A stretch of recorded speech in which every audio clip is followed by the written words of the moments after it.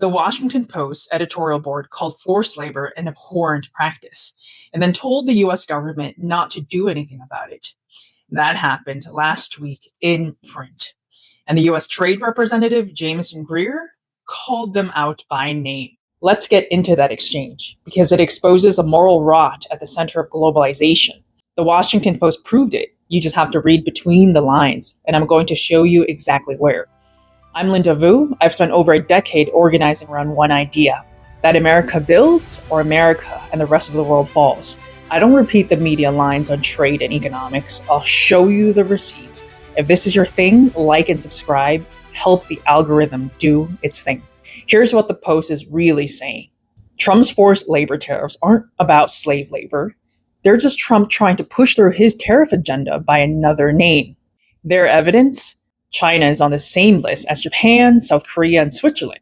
Therefore, this can't really be about forced labor. It must be protectionism in disguise. So the Post is soft on slave labor. Protectionism, though, that's the dirty word to them. That's a real offense. But here's what they miss. The US Trade Representative investigated all 60 countries under the same standard. Do you ban forced labor imports, and do you actually enforce it? Japan doesn't. Switzerland doesn't. South Korea doesn't. 60 countries, almost none comply. That's not a problem with the investigation. That's the indictment. The Post also cited the Uyghur Forced Labor Prevention Act as proof we already have the tools. What they left out? UFLPA only covers goods from Xinjiang, China. Greer's actions covers every country that looks the other way while those goods cross their borders. Not the same law. Completely different level of enforcement. Now, one thing worth knowing, the Washington Post is owned by Jeff Bezos.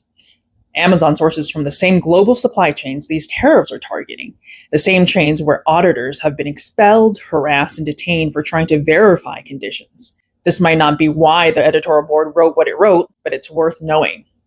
Now, Greer wrote a letter back. His opening line, quote, only the Washington Post editorial board would find a way to advocate for a laissez-faire approach to modern slavery, unquote. Not for corruption, for ideology, the kind of ideology that's been telling us for 30 years that offshoring is progress. His argument, American companies pay real compliance costs to keep forced labor out of our supply chains. U.S. law requires it. Foreign competitors don't because their government don't require it. American producers are at a structural disadvantage, not because they're less efficient, because they're playing by the rules and everyone else isn't. Now here's where the Post's editorial gets truly revealing. Their closing line on Trump's tariffs, quote, if help is warranted for farmers, and it is, why not give all Americans the same relief? Read that carefully.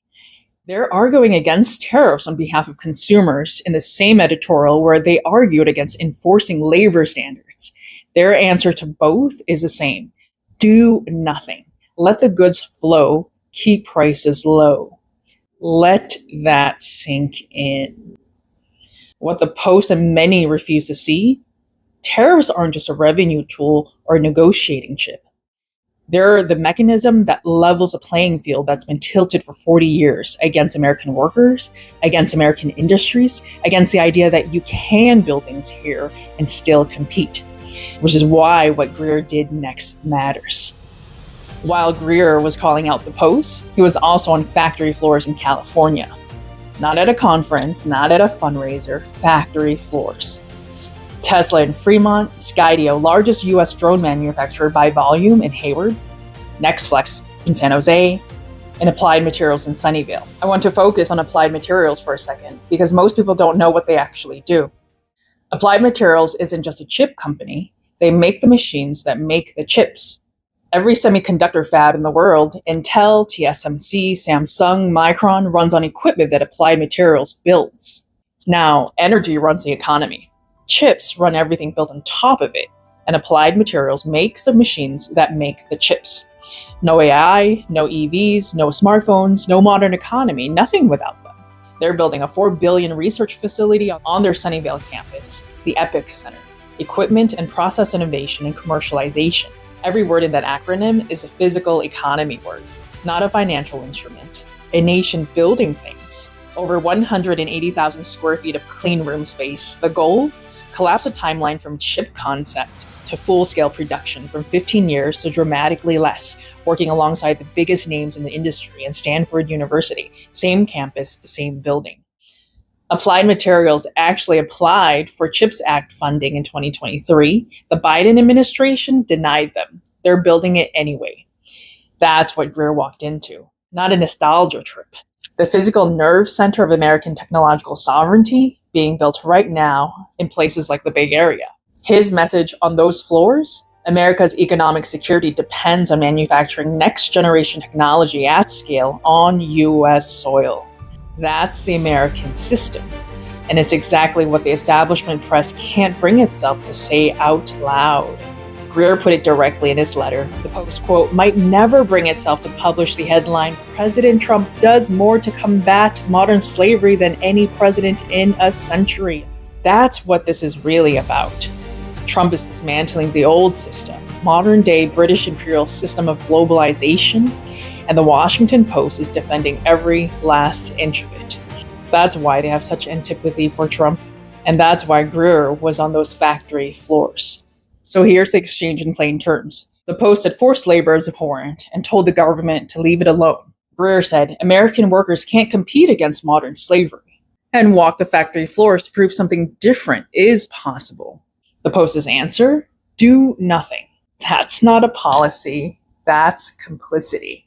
And here's what the Washington Post editorial board will never understand about any of this.